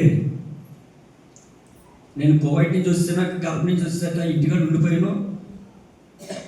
అప్పుడు మా పాప ఇంకా చదువు అయిపోయింది, జాబ్ లేదు, మా అబ్బాయి ఇంటికాడే ఉన్నాడు. నేను కువైట్ నుంచి వచ్చి ఒక 2 సంవత్సరాలు ఏ పని లేకుండా నేను ఖాళీగా ఉన్నాను. కువైట్కి వెళ్ళినందుకు నాకు మళ్ళీ అవకాశం దొరకలేదు. అలాంటి టైంలో మరి నా పిల్లల నిమిత్తం, నా కుటుంబం నడిపింపు నిమిత్తం, పోషాకార నిమిత్తమై మరి నేను ఆటో వేసుకోవాలని మళ్ళీ నిర్ణయించుకున్నప్పుడు నా దగ్గర డబ్బులు ఏమీ లేవు. ఎలాగని చెప్పి నేను ఆలోచనతో మామిడి ప్రసాద్ గారిని నేను అడిగాను, అనియా నాకు ఒక 50,000 ఎవరి దగ్గర ఇప్పించు, ఒక ఆటో చూసాను నేను, అది 65,000 చెప్తున్నాడు అని చెప్పి నేను అడిగాను. సరే ఇప్పిస్తాను, ఎలా కడతావరా ఏంటంటే నెలకు 5,000 చొప్పున కడతాను అన్నాను. అలాగే అది అప్పు ద్వారా కొన్నాను ఆ ఆటో. నేను నా ఇంట్లో డబ్బుల ద్వారా కొనలేదు, నేను దోసుకున్న డబ్బులు నా దగ్గర, అలాగే అప్పు ద్వారా కొన్న ఆటో అది. అలాగే ఇంకా సరిపడపోతే మా సుమ ఒక 10,000 ఆ బిడ్డ సాయం చేసింది. ఇలాగా దాన్ని అది బాగా ఉన్నట్టే కొన్నాను నేను. తర్వాత చూస్తే పెయింటింగ్ అంతా చాలా బాగా వేసి బాగుంది కదని కొన్నాను. కొన్నాక నుంచి దానికి చిన్న చిన్న కొంచెం ప్రాబ్లమ్స్ రావడం మొదలైతే మళ్ళీ ఆ బండి మీద నేను కొద్దిగా ఫైనాన్స్ చేయించాను. ఒక 30,000 ఫైనాన్స్ చేయించి మళ్ళీ దాని నిమిత్తమే ఆ పనులన్నీ ఆ బండి మళ్ళీ బాగు చేయించుకున్నాను. అలాగే దాన్ని నేను నడుపుతూ ఉన్నాను. ఫైనాన్స్ ఒక్కొక్క సమయంలో కట్టలేనప్పుడు వారు నన్ను అడిగేవారు, అడిగినప్పుడు కడతానులో 2-3 రోజులు చూడండి నన్ను అండివ్వండి. ఒకవేళ నా సమయాన్ని కట్టలేదనుకో నేనే తీసుకెళ్ళి ఆటో అప్పచెప్పేసుకోండి వాళ్ళకి, ఫైనాన్స్ వారికి అప్పచెప్పేసి మళ్ళీ నేను డబ్బులు చూసుకుంటే మళ్ళీ మా చెల్లి, మా సొమ్మ వాళ్ళు వీళ్ళు ఎవరో క్లించి చేసేవారు నాకు. మళ్ళీ వెళ్ళి మళ్ళీ ఆటో తీసుకొచ్చేవాడిని మళ్ళీ. అలాగా ఈ ఆటోని చాలాసార్లు ఇలా చేసుకుంటూ ఒక 2 సంవత్సరాలు అయిపోతుంది ఈ ఆటో నేను కొని. మళ్ళీ రీసెంట్గా ఒక 1 year బ్యాక్ దానికి 82,000 పెట్టుబడి ఇచ్చాను. బ్యాటరీతో సైతం బ్యాచ్ వర్క్, పెయింటింగ్, సీట్లు, టాప్ మొత్తం అన్నీ కొత్త వేయించుకున్నాను మళ్ళీ నేను, వైరింగ్తో సైతం. నాకు ఎందుకంటే బండి నాకు చాలా నీట్గా ఉండాలి. నాకు ఎప్పుడు నేను కారు మీద డ్రైవర్గా చేసినప్పుడు కూడా ఆ కారు కూడా నేను అసిస్టెంట్ జాయింట్ కలెక్టర్ గారి దగ్గర చేసుకుని నేను ఒకప్పుడు వాళ్ళ దగ్గర ఆ కారు కూడా చాలా అలాగే నీట్గా పెట్టుకుంటూ ఉన్నాను. ఏంటి రోజు బాబు ఎంత డబ్బులు ఇచ్చేస్తున్నా కారు కనివ్వరు నన్ను వాళ్ళు. నాకు నీట్గా ఉండాలి. అలాగే ఎక్కువ వాళ్ళు కూడా ఇబ్బంది పడకూడదు అన్న టైంలో నేను దాన్ని ఆటో కూడా నేను అలాగే చాలా శుభ్రంగా చూసుకునేవాడిని. మళ్ళీ మొన్న రీసెంట్గా జగన్ గారు ఎత్తే డబ్బులు అయినా మన చంద్రబాబు గారు ఎత్తే 15,000 మళ్ళీ 2 టైర్లు కొత్త వేయించి, దానికి రిమోట్ ప్రాబ్లం ఉంటే రిమోట్ ప్రాబ్లం ఉంటే చేయించి, మళ్ళీ క్లచ్ ప్లేట్లు వేయించి, వైర్లన్నీ మళ్ళీ కొత్త వేయించి మళ్ళీ మొన్న ఇంటి ముందు పెట్టానండి అదే రోజునే. తెల్లారైతే పిల్లలు తీసుకెళ్తాం కదా, మా మనవరాలని మా మేనగోడని వెళ్ళి స్కూల్కి తీసుకెళ్తాను. తాళాలు పెట్టుకుని డైరెక్ట్గా వచ్చి తలుపు తీస్తే ఆటో కనబడతలేదు ఇంటి ముందు. లక్ష్మి ఆటో ఏది అన్నాను, ఆటో ఏది, ఆటో లేదా, ఆటో లేదంటే ఇది స్కూల్ టైం అవుతుంది లోపలికి తీసుకెళ్ళిపోయినామండి. ఆటో లేదని అనగానే ఇంకా ఏంటి ఆటో ఏమైపోయింది, నిన్న చేయించాను అంత రాత్రి ఇక్కడ పెట్టాను, ఆటో లేకపోవడం ఏంటి, ఆటో కూడా పెట్టి ఎవరు పట్టుపోతాడు ఆటో ఇక్కడ అంత ధైర్యంగా ఎవరుంది కానీ ఆశ్చర్యపోయి బాధపడుతున్నాను. ఈ లోపల మా ఇంట్లో ఎత్తుకున్నాయన చిట్టుబాబు గారు, ఇదేంటండి ఎంత పదండి నేను ఎత్తుకుదామని చెప్పేసి ఆయన నిన్న బైక్ తీసుకొస్తే ఇక్కడ చుట్టుపక్కలన్నీ నెత్తుకో. ఈ లోపల వర్షం వస్తుంది, వర్షం వస్తుంటే మళ్ళీ ఆయన బండి కారు మీద వెళ్దామనండి కారు వేసుకొని ఇద్దరు బయలుదేరాం. కారు వేసుకొని బయలుదేరి పోలీస్ స్టేషన్కి వెళ్ళాను. పోలీస్ స్టేషన్కి వెళ్తే వాళ్ళు అన్నారు ఎప్పుడు పోయిందంటే నైట్ పోయిందండి, పొద్దున్న చూస్తే ఆటో లేదు అని అంటే మీరు దాని కాగితాలు డీటెయిల్స్ ఎట్లా అన్నాను. నేనేం చేస్తాను, దాంట్లో లాక్లో పెట్టేసి ఒరిజినల్ పేపర్స్ అన్నీ అందులో ఉన్నాయి, నా దేని జెరాక్స్ కూడా లేవు, ఏమీలో కాగితాలు. మళ్ళీ ఇది ఎలాగా కాగితాలు కావాలి అడుగుతున్నారు పోలీసులు. లీటర్ బాబు నెట్ తీసి వరకు టైం వెయిట్ చేస్తే అప్పుడు టింకుకి ఫోన్ చేశాను. మళ్ళీ వెంటనే టింకు ఇలాగ అయిందంటే మాయా నువ్వు ఎక్కడ వెళ్ళాను స్టేషన్కి వెళ్తే ఇలాగంటే ఎక్కడంటే పైన చెప్పానంటే లేదు క్రైమ్కి ఇవ్వాలి మనం, నేను వస్తాను నువ్వు రెడీగా ఉన్నా అన్నాడు. వెంటనే టింకు వచ్చాడు. టింకు వచ్చి మేము పోలీస్ స్టేషన్కి వెళ్ళి వాళ్ళకి క్రైమ్ వాళ్ళకి ఆ బాధ్యతలన్నీ అప్పు చెప్పాం. అది చెప్తే మేము చూస్తాను మీ ఆటో ఎక్కడికి పోదు, ఎవరు ఏమీ చేయరు. ఇప్పుడు కొనాలన్నా ఇప్పాలన్నా చాలా రూల్స్ వచ్చాయి. ఇప్పుడు కొన్నవాడు భయపడతాడు. అది కొండ మీ ఆటో ఎక్కడ దిక్కుని ఉంటుంది కంపల్సరీ.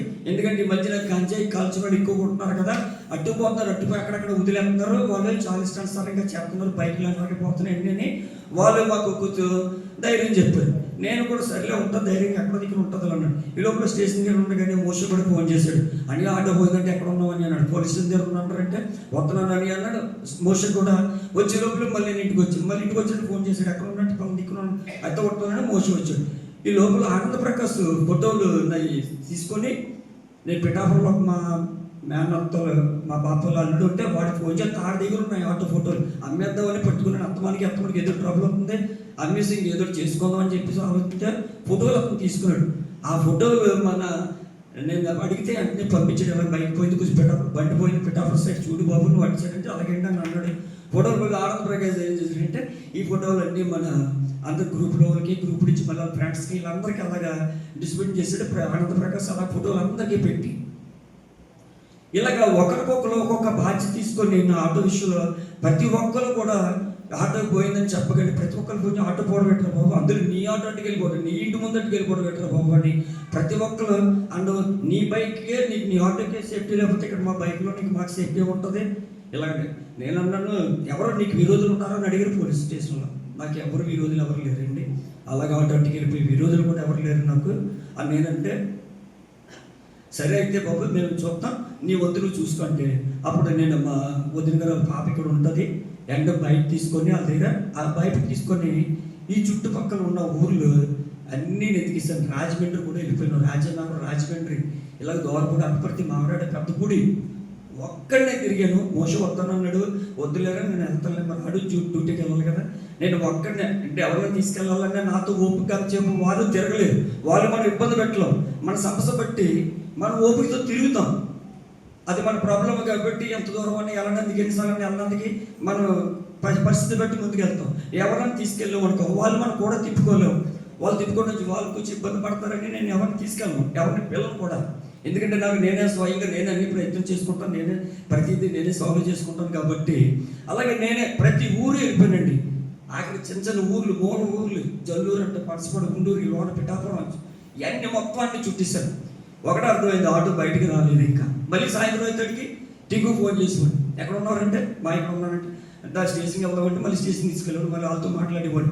ఓ పని చేయండి ఆయన క్రైమ్ అయిన ఒక ఐడి ఇచ్చాడు మాకు, టింకు బట్టి మీకు ఇన్సూరెన్స్ ఉందా అన్నాడు. ఇన్సూరెన్స్ అయిపోయిందండి, అది కూడా అన్ని చేద్దామని మొన్న చేయించిన పేర్లన్నీ రంచని ఇన్సూరెన్స్ కూడా కడదామని అని అంటే ఓ పని చేయండి ఇన్సూరెన్స్ మీకు అయ్యేలా ఉండి ఒకటి చేయించేయండి అన్నాడు. అంటే లక్ష్మి వాళ్ళు అన్ని ఇన్సూరెన్స్ ఓరేపులో చెప్తాడు. ఆయన అడిగితే బాబా మాది కొత్తగా కాబట్టి మళ్ళీ బండి వెహికల్ అయ్యి అడుగుతారంటే అప్పుడు ముందు చేసినోడికి నేను బండి పోయిందని చెప్పలేదు. ఒరే నేను బిజీగా ఉన్నాను కొద్దిగా ఇన్సూరెన్స్ చేయాలి బండికి అంటే అని పేపర్లో ఫోటో పెట్టి అన్నాడు. ఫోటోలో పేపర్ పెట్టాను, అది ఇన్సూరెన్స్ చేసాడు. ఇన్సూరెన్స్ వచ్చేసాక ధైర్యం వచ్చింది, మళ్ళీ ధైర్యం వచ్చిన వద్దు మళ్ళీ నా బండి నాకే కావాలి. లోపల పిల్లలు ఫోన్ చేస్తే పిల్లలు అంటున్నారు డాడీ ఎంతకాలం ఇంకా ఆటోలో కష్టపడ్డారు వదిలేండి, ఆ కారు కొనుక్కుంది కారులో తిరిగి కానీ ఇంకా మా అబ్బాయి కారులో తిరగడం కదరా, కారు ఇక్కడ బిజినెస్ కాకినాడలో లేదు వద్దు, అది కొనుక్కోవడం కారు మెయింటైన్ చేయడం చాలా కష్టమైన పని, ఇదేంటి ఇది ₹1,00,000 ఖరీదు, ₹1,00,000 పోగొట్టుకొని ఇంకో 2 లక్షలు ఇట్టి కారు కొనుక్కోవడం 3 లక్షలు ఇట్టి కారు కొనుక్కోవడం పెట్టరా అప్పు పెంచుకోవడం పెట్టి వద్దు, కారు వద్దు ఏమొద్దు, ఆటో పోతే పోనీ ఆటో వస్తే వస్తుంది, నేను కష్టపడ్డాను అది అప్పుతోనే కొన్నాను, దాని మీద ఇంకా అప్పు ఉంది, నేను అన్యాయంగా సంపాదించలేదు, అన్యాయంగా చేసి బిజినెస్ ఎవరికైనా ఆటో వేసినా కూడా తక్కువ డబ్బులు తీసుకునివ్వండి, కొంతమంది దగ్గర అయితే డబ్బులు తీసుకునేవాడే కాదు, వాళ్ళ పరిస్థితులు బట్టి వారు మాట్లాడుతున్నప్పుడు వాళ్ళ సమస్యలు ఆలోచించి అర్థం చేసుకుని డబ్బులు కూడా తీసుకునేవాడు కాదు. నేను మన కలవ టేబుల్గా ఆవిడ ఎవరు ఎక్కడెక్కడ నుంచో ఎత్తుకొని వస్తుందంటే ఆ రోజు ఆవిడ ఎక్కించుకుని ఆమె మరుసటి రోజు ఈయన ఆటో పోయింది. ఆవిడ ఎత్తుకుందని ఎవరు చెప్పట్లేదు ఆ మీటింగుల కోసం. నాకు కరెక్ట్గా కనపడితే అక్కడ బాబు ఇలాగా కలవ టెంపుల్ అంటే సతీష్ కుమార్ గారిది ఎక్కడంటే ఏమో మీరు మీటింగ్కి వెళ్ళాలంటే మీటింగ్కి వెళ్ళాలని తీసుకెళ్తుందాం. దేవుడిని దీవించాలి బాబు. అక్కడ పెట్రోల్ బంకులు అడిగినా తెలియదు అంటున్నారు. క్రైస్తవులకి ఎంత కోపం బాబు వీళ్ళందరికీ ఆడుతుందండి ఆవిడ ఎక్కించి తీసుకెళ్ళి అక్కడ దేపెట్టి మెట్ల రేసుకులో దేపెట్టి వెళ్ళమ్మా మీరు వాళ్ళకి ఇచ్చిన జాగ్రత్త మళ్ళీ ఇంటికి వెళ్ళండి అని చెప్పేసి వచ్చాను. వస్తుండే కానీ ఇంటికి వస్తాడు వైర్ తెగిపోయింది. వైర్ తెగిపోతే ఇంక ఇదేంటి వైర్ తెగిపోయిందంటే బండి మూవ్ అవుతుంది, గేర్లు పడతలేదు. వదిలేసి మెకానిక్ మరుసటి రోజు మెకానిక్ లక్ష్మణ్ మాట మెకానిక్ దగ్గరికి వెళ్ళి మెకానిక్ వస్తే 1 గంటకు వచ్చి కాల్ చేసాడు. 2 గంటలకు అయింది. పొద్దున్న బండి చెప్తుంది, బండి లేదు మాట. అలా జరిగింది. ఈ లోపల ఇన్ని విధాలుగా తిరిగి ఇంకా నాకు ఒకటే ఆలోచన వచ్చింది, ఇంకా లాభం లేదు. ఇంకో నేను లోకల్ ఎంక్వైరీ చేస్తాను, లోకల్ తిరుగుతానండి. ఈ లోపల మన సంఘానికి వచ్చేవాడు ప్రభుదాస్ తెలుసు కదా మీకు, ప్రభుదాస్ ప్రతాప్ గారు. ఆ ప్రభుదాసుని పట్టుకున్నాను ముందేనండి. ఒరే బండి పోయింది బాబు నాది ఎలాగంటే మా ఊరితో కూడా ఒకసారి ఒక 1 year బ్యాక్ ఒక ఆటో పోయింది ఉండడు ఫోన్ చేస్తానని వెంటనే అతను ఫోన్ చేశాడండి. అతను ఎక్కడ జాగ్రత్త అంట. ఆ ఆటో పోయినప్పుడు మనం పోయిన టైమింగ్స్ విధానం అన్నీ చెప్తే ఒకవేళ జైలు నుంచి వచ్చేటప్పుడు కనుక్కోండి అని అరెస్ట్ చేసేటప్పుడు 1 year తర్వాత ఆడు వచ్చేట ఒకవేళ ఆడట్టు పోచి మీరు చెప్పిన పద్ధతులు అన్నీ చూస్తేనే అతను అన్నాడు. సరే అతను నెంబర్ ఇచ్చాడు, నాకు ఫోన్ చేస్తే మళ్ళీ అతను తీయలేదు నెంబరు. ఎన్నిసార్లు చేసినా తీయలేదు. ప్రభుదాస్ చేస్తే నేను కనుక్కుంటాను మళ్ళీ అని చెప్పి చేస్తే తీయలేదు. ఈ ప్రభుదాస్ కూడా తీయిపోతే ఆ రోజు ముందు నేను ఒక చర్చికి వెళ్ళి సువార్త చెప్తూ ఉంటాను కదా, ఆయన పాస్టర్ గారు వచ్చారు. ఉపవాస ప్రార్థనలు జరుగుతున్నాయి, డేవిడ్ గారు రావాలి ఏరేనంటే నేను అప్పుడప్పుడే తిరిగి వచ్చి పడుకుంటే లోపల లక్ష్మి మాట్లాడేది మాట. ఇలాగ ఆటో పోయి ఆటో పొడవు పెట్టామని ఆయన ఆశ్చర్యపోయి దానికి ఎంత పెట్టుబడి పెట్టారో మొన్న బాగా చేయించారు అంతని. ఆ పాస్టర్ గారు ఆశ్చర్యపోయి అమ్మ మీరు ఏం భయపడితే 3 రోజు ఉపవాస ప్రార్థన కదా డేవిడ్ గారు రమ్మని చెప్పమ్మా ఉండండి లేపుతే నేను వచ్చాను. పాస్టర్ గారు ఎలాగంటే సరే ఉపవాస ప్రార్థన రండి దొరుకుతుంది మీరు కంగారు పడకండి అని వాళ్ళు చెప్పారు. 2 రోజులు ఫోన్ చేశారు నాకు. నేను వెళ్ళలేదు. మూడో రోజు వెళ్ళాను. వెళ్ళలేదని 3వ రోజు వెళ్తా ఇక్కడ ప్రొఫెసర్ కలిసి ఇటు ఎంత ఫోన్ తీయట్లేదు. పోనీ ఒక వ్యక్తి ఆటో పోయింది, ఆటో సాటో డ్రైవర్ కదా, ఒకప్పుడు ఈ బాధలు పడ్డాడు కదా, తీయట్లేదు. వీడి మీద క్యాక్లేసి నువ్వు చేత ఫోన్ తీయడానికి క్యాక్లేసాడు. ఎయిదేడు నన్ను క్యాక్లేస్తా అని చెప్పి అతను తీయకపోతే ఇంకొకరు చేశాడు ముస్లిం మైండ్కి. ఆయన తీశాడు. ఆ ఏరియా దొంగిలించిన ఏ ఏరియా కనుక్కో చాలు, నాకు వద్దు, నేను ఆ ఏరియాలో వెతుక్కుంటాను, నాకేమొద్దు ఎవరొద్దు కానీ నేను వెళ్తాను, ఏరియా కూడా కనుక్కో ముందు అన్నాను. కనుక్కుంటే ఏటి మోగోడంతా అని చెప్పారు అతను వ్యక్తి. ఏటి మోగోడని చెప్పారు. ఆ ఏటి మోగ సర్లు అయితే నేను అంత ముందు రోజు ఏమో ఇది పెట్టేసి ఆ జాగ్రత్తపాలెం లోన రౌండ్ అప్ వేసానండి, అక్కడ కనపడలేదు. సరే రేపు ఇంకా లోనకి వెళ్దామని అని చెప్పేసి నేను ఏం చేస్తాను చర్చికి వెళ్ళిపోయాను. నేను అలాగే రోజు లాస్ట్ ప్రేయర్ కదండి వెళ్ళాను. వెళ్ళి వాళ్ళతో ప్రేయర్లో పాల్పంచుకున్నాక తర్వాత లాస్ట్లో చిన్న గ్రీటింగ్ ఇచ్చారు. గ్రీటింగ్ చెప్పి అక్కడ వాళ్ళు చెప్పిన సబ్జెక్ట్ గ్రీటింగ్ చెప్పి తర్వాత వచ్చి కూర్చుని ఆటో పోయిందంటే ఆ పిల్లల వాళ్ళందరూ అడిగారు, అంకుల్ మీ ఆటో రేపు దొరుకుతుంది అంకుల్ అన్నారండి. నిజంగా మీరు నమ్మితే నమ్మండి వాళ్ళందరూ కలిసి రేపటికి ఆ ఆటో దొరుకుతుందండి అంకుల్ అని. కొంతమంది అయ్యారు ఈ ఆటో రేపు దొరుకుతుంది మీరు ఈ కంగారు భయపడకండి అన్నారు.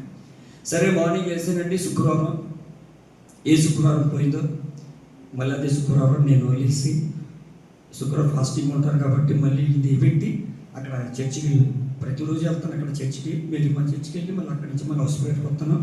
ప్రేయర్ చేసుకొని అప్పుడు మళ్ళీ మిగతా మనం చేసుకుంటాను. నేను చర్చికి వెళ్ళి తండ్రి ఇది ఏ రోజు పోయిందో నీకు తెలుసు, తిరిగి నా బండి ఈ రోజు నాకు తెలియపరచు, ఎక్కడుందో నాకు తెలియపరచు, నేను ఎంత బాధల్లో ఉన్నానో ఎన్ని కష్టాల్లో నీకు తెలుసు తండ్రి అని చెప్పి ప్రార్థన చేసుకొని అలా వెళ్ళి లోనికి ఒక రూట్లోకి వెళ్తాను, ఇంకో రూట్లోకి వెళ్ళాలనిపించి ఆ రూట్లో సూపర్గా వెళ్ళిపోతే ఎండింగ్ అండి. అది అక్కడ చిన్న ఆటో వాళ్ళు ఉన్నారు. వాళ్ళ దగ్గరికి వెళ్ళి నేను మీరు ఆటో అన్నీ అంతకంటే ఇలాగన్నది ఆటో 2694 AP30 నెంబర్ అంటే పోయిందండి అన్న. ఎప్పుడు పోయిందంటే లాస్ట్ ఇదే రోజు పోయింది బాబు ఆటో అన్నాను. మీ పేరు డి రాజా అన్నారు. అవును డి రాజా అన్నాను. అన్నది రోజు ఎక్కడ ఉంది ఇక్కడ పంట అనుకున్నానండి. మాట్లాడుకుంటున్నారు లోపల కొంతమంది సైలెంట్గా అక్కడ. ఈ లోపల ఇంకో వ్యక్తి వచ్చాడు. ఏంటంటే ఆటో పోయిందంటే ఏంటంటే ఆటో అంటే మీదేంటి మీ పేరు డి రాజు అండి అన్నారు. నా పేరు డి రాజు అన్నాడు. ఎలా పోయిందంటే ఇంటి ముందు పోయింది, ఎలా పోయిందో తెలియదు నాకు అన్నట్టే. సరే ఇక్కడే ఉందండి ఆటో అది, మరి ఎవరో తీసుకొచ్చి వదిలేసారండి ఇక్కడ వాళ్ళని అంటే ఎవరో తీసుకొచ్చారు ఇక్కడ వాళ్ళు మా వాళ్ళు ఆటోలు కాదండి అన్నారు. ఎందుకంటే అలా యూనిట్గా ఉంటారు కాబట్టి వాళ్ళు చెప్పరు ఏది. సరే నేను తీసుకెళ్తేప్పటికి ఒక కాలవారం ఉందండి ఆటో. పోలే ఏదో ఇప్పేసి ఉంటారు, పోతే బండి దొరికింది అనుకుంటే ఏమీ ఇప్పలేదండి, ఏమీ తీయలేదండి. దేవుడి ఎంత గొప్ప కార్యం అంటే ఇది ఎందుకు జరిగిందో కూడా మీకు నేను చెప్తాను. అది కూడా చాలామంది నన్ను అయిపోతారు, టైర్ ఇప్పేసి ఉంటారు, ఒకడేమో అయితే క్రేన్తో నొక్కేసి ఉంటారు, దాన్ని రేకులు కట్ చేస్తూ ఉంటారు.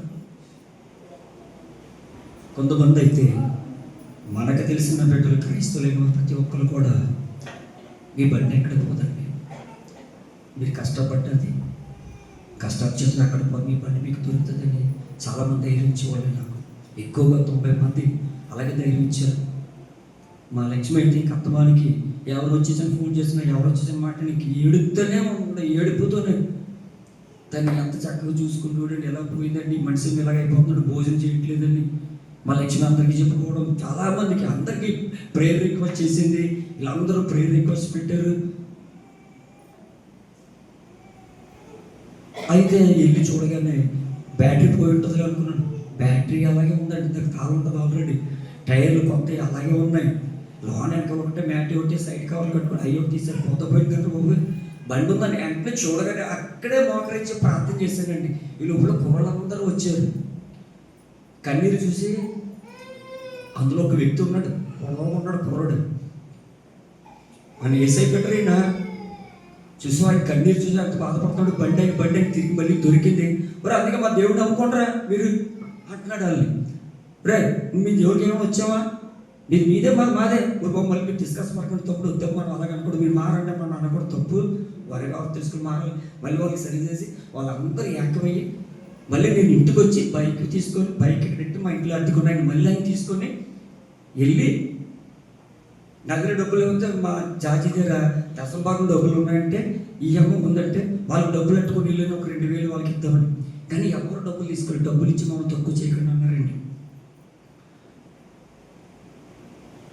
ఆ ఏరియా పెద్ద ఆడవాడు వచ్చాడు, వాడు పుట్టుకుంటూ వెళ్తుండే మీ దగ్గర బండి ఏంటి తాళం తీసి ఆటో తాళం తీస్తే మరి తాళాలు ఆయన నాకు బండి తాళం వచ్చింది, పేపర్లో ఆయన పేరు రాజకీయ ఆధార్ కార్డు అని చూపించారు. మరి వాళ్ళకి ఉంటుంది, మళ్ళీ ఇంకోటి రేపు పొద్దున ఎవరు వస్తారు అన్నీ చూపించారు. వాళ్ళే హెల్ప్ చేశారు. తీరా స్టార్ట్ చేశాక బండి గేర్లు పడతలేదండి. వాళ్ళు ఏం చేశారు ఏంటంటే కుర్రోళ్ళు ఎవరో ఆకతీర్థం కుర్రోళ్ళు తీసుకుపోయి ఒక సందులో ఆ రోజు మ్యారేజ్ జరుగుతుందంట. ఆ సందులోకి వెళ్ళిపోతే సందులోకి వెళ్ళలేదు, ఇరుకులు ఉండిపోయింది బండి. ఆ ఇరుకులు ఉన్న వాళ్ళు ఇష్టం సార్గా నడిపితోడికి అది గేర్లు జబ్బు అయిపోయి స్ప్రింగ్లు వదిలేసాయి. సెల్ఫ్ మోటార్ పోయింది, సౌండ్లో వచ్చేస్తుంది. స్టార్ట్ అయితే ఇద్దరు సౌండ్లో వచ్చేస్తానని మళ్ళీ ఆఫ్ చేసి అన్నీ చూసుకున్నాను. నాకు అర్థం అవ్వలేదు ఆ సౌండ్ లోన్ ఎక్కడ వచ్చేస్తాను, ఏం చేస్తారు బాబు ఎలా కొట్టేసారు కుర్రలు అని చెప్పి ఆ ఇరుకులో ఉన్న దాన్ని తీసుకొచ్చి మేము వారికి పెట్టామండి అన్నారు. బండి తీసినాక వెళ్తాడు, చుట్టుపక్కల ఆడలు కూడా వచ్చారు. ఎవరు పోయా నువ్వు ఇక్కడ బండి కట్టించిపోయి 2 రోజులు ఎక్కడ పోయావు నువ్వు?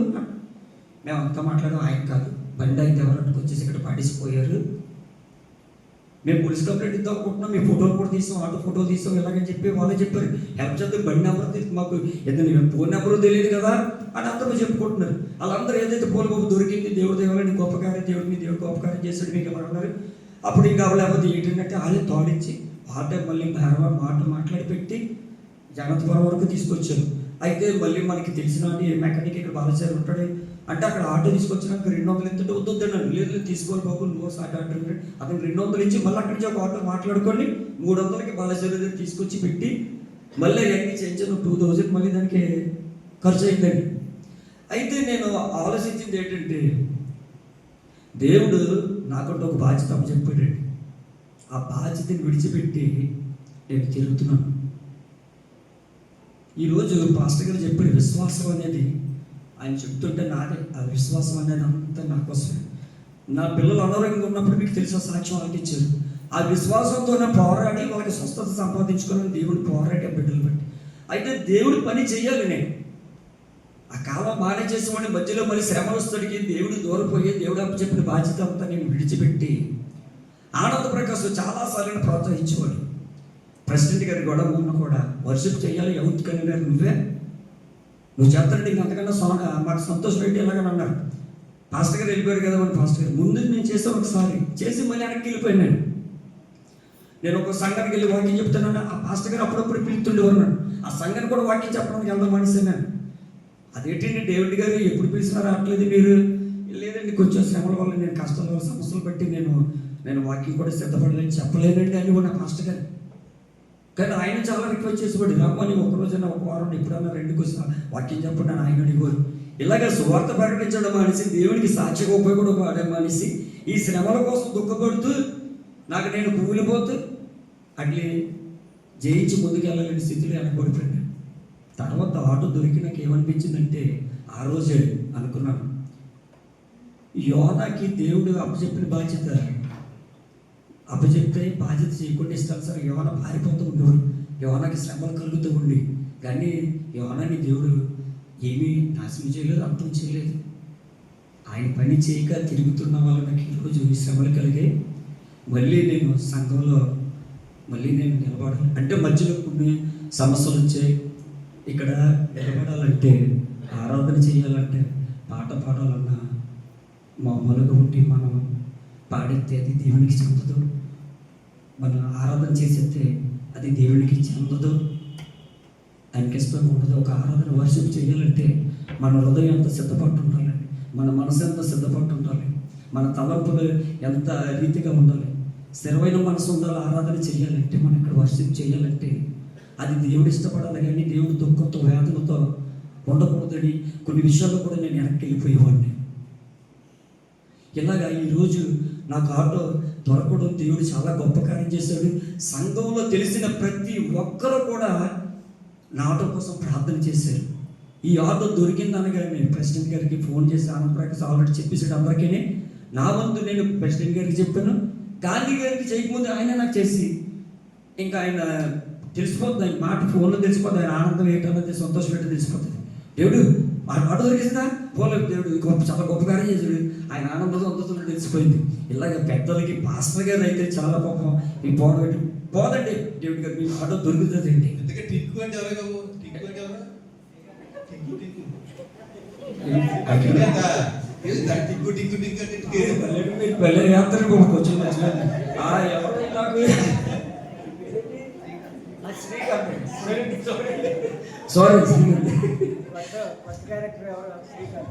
అయితే నిజంగానే నా విషయంలో సంఘవార్త ప్రార్థన చేశారు. మీ అందరికీ, పాస్టర్ గారికి, పాస్టర్ గారి కుటుంబానికి, ఇక్కడ వచ్చిన పెద్దలకి, నా కోసం ప్రార్థించిన ప్రతి ఒక్కరి కుటుంబానికి నా ధన్యవాదాలు చెప్తున్నాను. అలాగే నేను దేవునికి ఇంకా ముందుకు వెళ్ళాలని ప్రార్థన చేయండి. ఏంటంటే కుటుంబంలో కొన్ని సమస్యలు వచ్చాయి. నా మేనల్లుడు చనిపోవడం వల్ల ఇంకా అప్సెట్ అయిపోయాను. ఎందుకు శ్రమ అడిగాను, పాస్టర్ గారు చెప్పారు కదా ఇందాక, నాకే వస్తున్నాయి శ్రమలు, నా మీద పడుతున్నాయి, ఏంటి నేను ఏం చేశాను అని పాస్టర్ గారు అన్నమాట. ఆ మాట నేను ప్రార్థన చేసుకున్నప్పుడు అడిగాను, దేవుడిని అడిగాను, ఏం చేశాను చెప్పు, ఎవరు తొట్టిలేదు నా కుటుంబంలో, అందరూ నీకు లోబడి నడుచుకుంటున్నావు కదా. అలాగే అడుగుతాను దేవుడు, నేను ఏదైనా మొక్క సూటిగా అడుగుతాను. నేను ఎవరితో ఎలా మాట్లాడుతానో దేవునితో కూడా నేను అదే విధంగా అడుగుతాను. నేను ఏం చేశాను పోనీ సరి చేయతండి, చెప్పు, తెలియపరచు, నా జీవితాన్ని సరి చేసుకుంటాను. అయితే మనం కొన్ని సమస్యలు బట్టి మోకరించి ప్రార్థన చేయలేం, నా పరిస్థితి బట్టి కదే. అయితే పిల్లల కోసం వాటికి, వాళ్ళిద్దరు అనారోగ్యం ఉన్న సమయంలో మట్టికి నాకు ఎవరు కనపడలేదు, నాకు దేవుడు ఒక్కడే కనపడ్డాడు. ఏ వైద్యుడు కనపడలేదు, ఏ డాక్టర్ కనపడలేదు, వీళ్ళందరికీ వైద్యం లేని దేవుడు ఒక్కడే కదని అక్కడ మాత్రం దేవుడి ద్వారా నేను నా బిడ్డలకు స్వస్థత కలుగు చేసుకున్నాను. ఇన్ని విధాలుగా నా కుటుంబాన్ని దేవుడు ముందుకు నడిపించాడు. అలాగే బిడ్డలందరికీ మంచి ఉద్యోగం ఇచ్చాడు.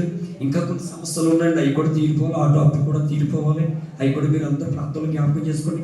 నేను మటుకి ఈ రోజు నుంచి నేను దేవుడికి ఉపయోగపడే పాత్రగా ఉండాలని మీరందరూ మీ మనసారా నా కోసం ప్రార్థన చేయమని, నా కుటుంబం కోసం ప్రార్థన చేయమని, ఈ అవకాశం ఇచ్చిన సంఘానికి, సంఘ సభ్యులకి, సంఘ పెద్దలకి, వచ్చిన మీ అందరికీ కూడా చాలా దేవుని నామములో